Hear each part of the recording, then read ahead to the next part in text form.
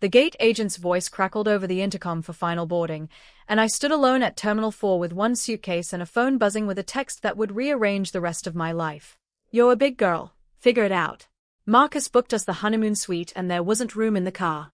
No goodbye. No apology. Just my mother's new husband's black SUV pulling away in the pickup lane while I watched through the glass doors, 16 years old and suddenly nobody's responsibility. My name is Genevieve.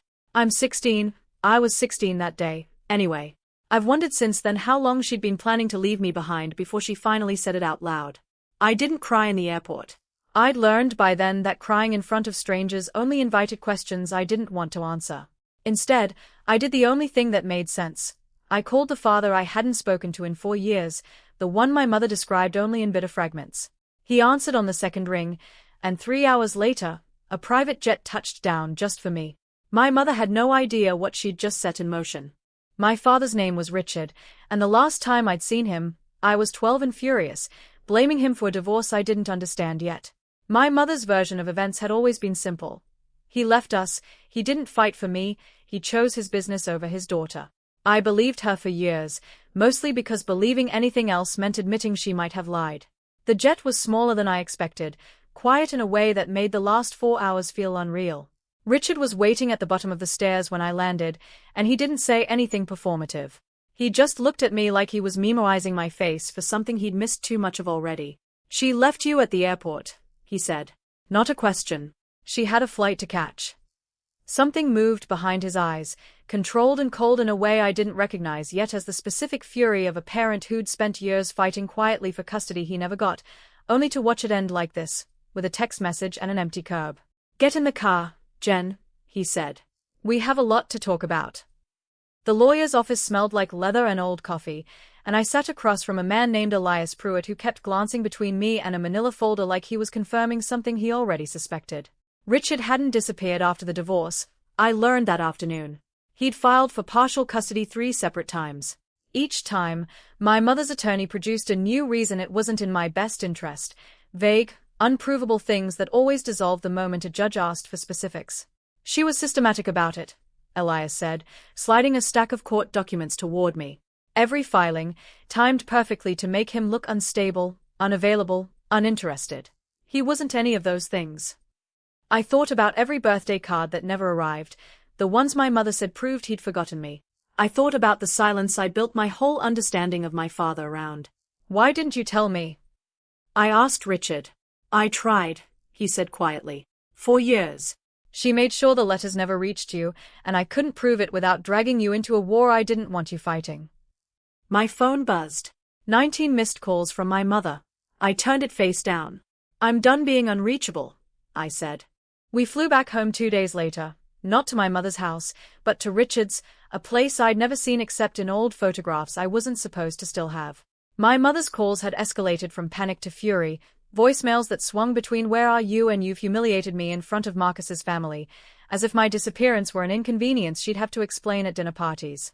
She showed up on Richard's doorstep 4 days after landing back from a honeymoon, her face arranged into the exact blend of hurt and righteousness I remembered from childhood.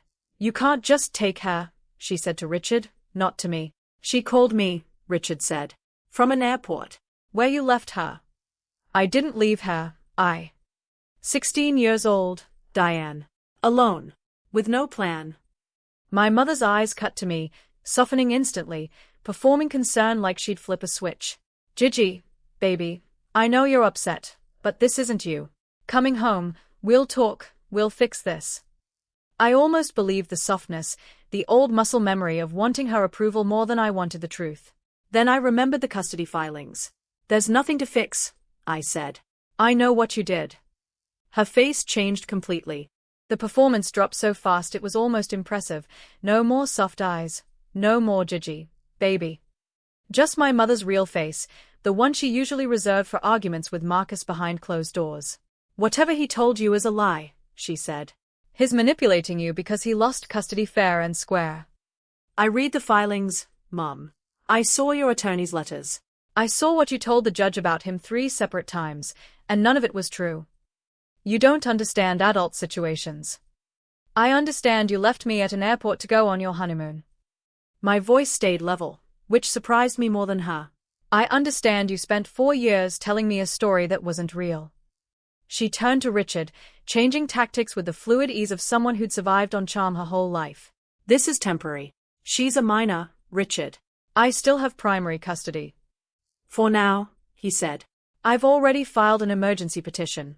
Given what happened at the airport, witnesses, timestamps, an unaccompanied minor left without a guardian, a judge is going to want answers. My mother's composure cracked at the edges. You wouldn't. I already did, I said quietly. I gave a statement yesterday. She left without another word, her heels sharp against Richard's porch steps, phone already pressed to her ear before she reached the car. Probably calling Marcus, probably rehearsing a version of this where she was still the victim. I watched from the window until her tail lights disappeared, and I felt something loosen in my chest that had been tight for years. The custody hearing was set for 3 weeks out, fast-tracked because of the abandonment complaint. In the meantime, I stayed with Richard, learning the shape of a life I hadn't been allowed to have, dinners where nobody raised their voice, a bedroom that felt like it was actually mine, a father who asked questions and then waited, genuinely, for the answers. But my mother wasn't finished. 2 weeks before the hearing, Elias called with news that changed the shape of everything again. Court records showed she'd moved money, my late grandmother's trust, meant for my education, quietly drained over 18 months into an account tied to Marcus's failing business. She's been stealing from you, Elias said. Since before the wedding. I thought about the honeymoon suite.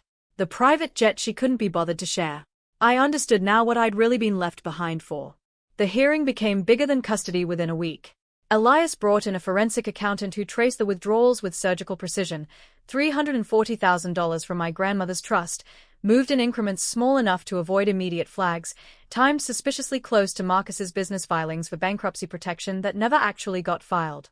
She'd used my money to keep the appearance of wealth alive for a marriage that was already hollow underneath. My mother's lawyer tried to argue the trust had flexible language about family use. The judge, a woman with sharp eyes and zero patience for theatrics, asked to see the original trust documents. My grandmother's intent was explicit: funds designated solely for my education and well-being, administered by my mother only until I turned 18, with strict language about breach of fiduciary duty. My mother's composure, so carefully maintained through every hallway encounter, finally gave out on the stand. She cried, real tears this time, but they weren't for me. They were for herself, for the version of her life about to collapse in front of a room full of people. I was going to pay it back, she said. Nobody believed her. Not even Marcus, sitting stiffly in the gallery, already calculating his own exit. The judge called for a recess to review criminal referral. The judge granted Richard full custody within the week, citing abandonment, financial exploitation, and a documented pattern of parental alienation stretching back 4 years. My mother was formally referred for criminal prosecution on the trust misappropriation, and Elias told me later that Marcus filed for divorce before the ink on the custody order even dried. Turns out loyalty built on borrowed money doesn't survive the truth coming out. I didn't go to my mother's arraignment. I'd spent enough of my life watching her from the outside, waiting for a version of her that cared more about me than the story she was telling. That version never existed, and I finally stopped waiting for it. The trust was recovered, most of it anyway, frozen in restitution proceedings that would take years to fully resolve. I didn't care about the money as much as I cared about what it represented, proof, finally, undeniable and documented, that I hadn't imagined any of it. Richard and I built something slow and steady in the months after, a relationship neither of us rushed, both of us careful with what we'd almost lost. Some evenings I still think about that airport, the exact moment she chose a honeymoon suite over me. I don't need her apology anymore.